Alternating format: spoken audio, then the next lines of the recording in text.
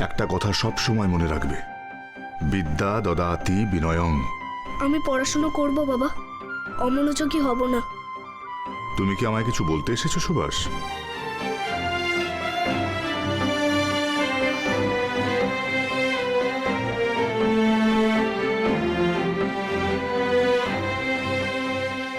আপনি আমায় শাস্তি দিয়েছিলেন বাবা। তোমার থেকে উঁচু ক্লাসের বই ধরো।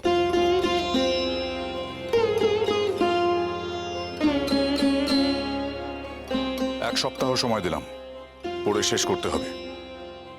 এটাই তোমার শাস্তি।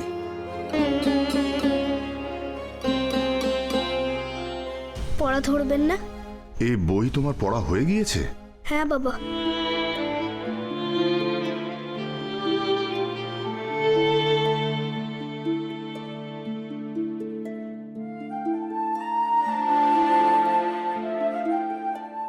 সুভাষ, তুমি এই বই দুটো সবটা পড়ে ফেলেছো? হ্যাঁ বাবা।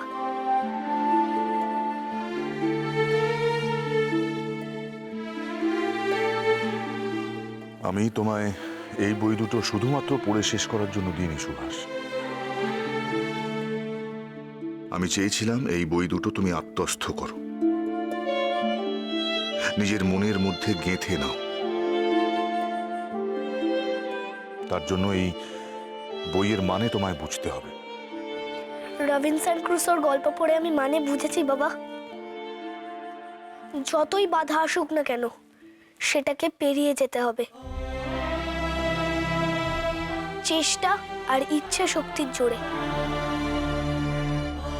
এত বড় ভাবনা ভাবে সুভাষ, ও শিখলো কোথায়? আমার এই বই খুব ভালো লেগেছে বাবা। আপনি এই বইটা আমায় না দিলে আমি দৌড়ানোর জন্য শক্তিই পেতাম না। রবিনসন ক্রুসোর বই আমায় খুব ইন্সপায়ার করেছে বাবা। আপনি পড়া ধরবেন না? পড়া ধরার মতো করে তো তুমি পড়নি সুভাষ।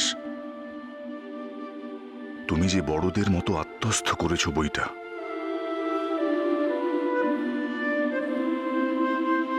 আজ অনেক পরিশ্রম গিয়েছে সুভাষ, যাও ঘরে যাও, গিয়ে বিশ্রাম নাও।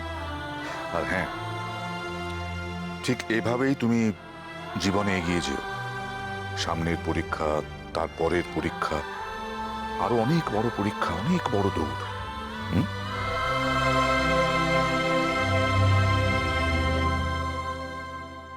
আমায় আশীর্বাদ করুন বাবা।